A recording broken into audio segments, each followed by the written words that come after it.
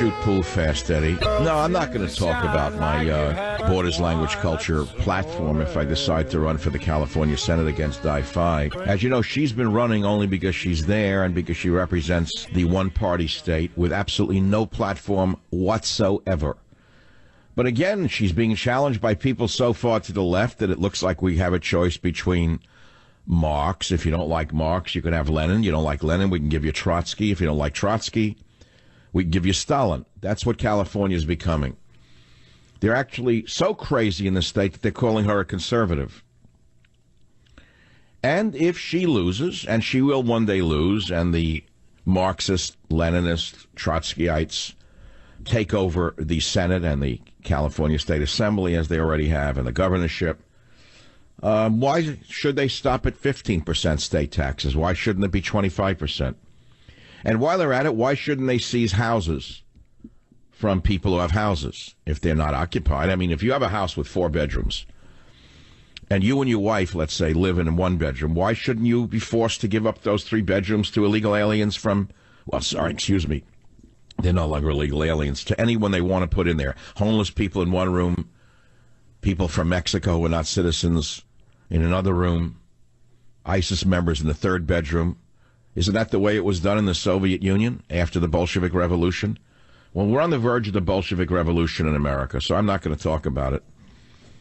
In fact, I came up with a novel thought for today, which is penis envy. I was thinking about what drives political discourse today.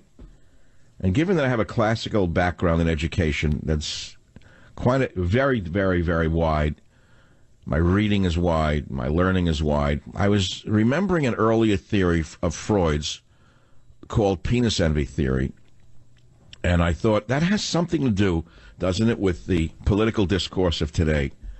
And many people have probably never heard of penis envy, but it's actually a psychosexual development theory of Sigmund Freud that's been dismissed by the radical feminists who have taken over every area of learning, including psychology.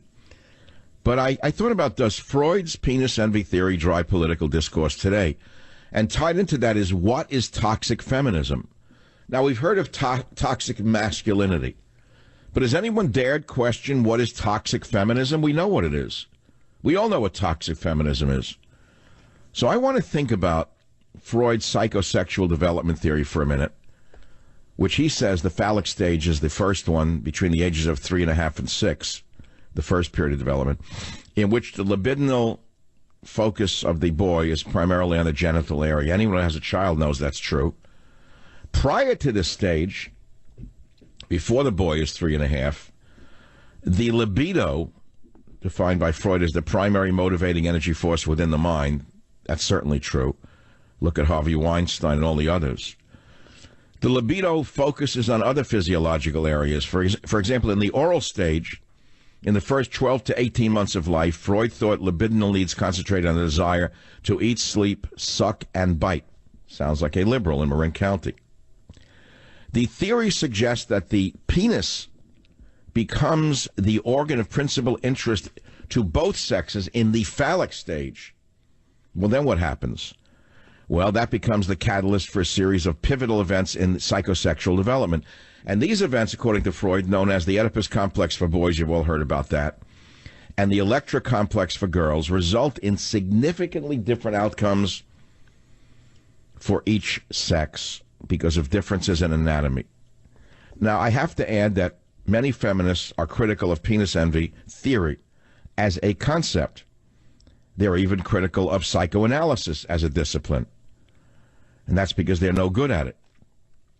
And they argue that the assumptions and approaches of the psychoanalytic project are patriarchal, anti-feminist, misogynistic, and represent women as broken or deficient men.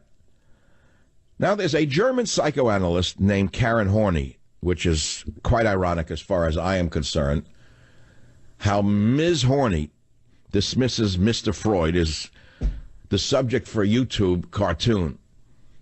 You know what I'm saying? Karen Horney, I'm not making the name up, you can't make this stuff up, a German psychoanalyst who also placed great emphasis on childhood experience and psychological development, was an advocate of this anti-Freudian view. She asserted the concept of womb envy, of course she had to be equal to men, and saw masculine narcissism as underlying the mainstream Freudian view. Now, why am I talking about penis envy? For two reasons. Because I thought about Trump hatred and how irrational it has become. And I was wondering, what's the psychological basis for this insanity? And then I realized he represents... do I have to finish the paragraph? After we had 8 years of the wimp, Barack Obama. He was a wimp. He didn't represent masculinity. He represented something else, something metrosexual, to use an earlier phrase. But he didn't represent the 1950s masculine image, did he? Freud represents 1950s America with all its warts. I'm Freud, sorry, I mean Trump. I said Freud. Talk about a Freudian slip. That's a Trumpian slip.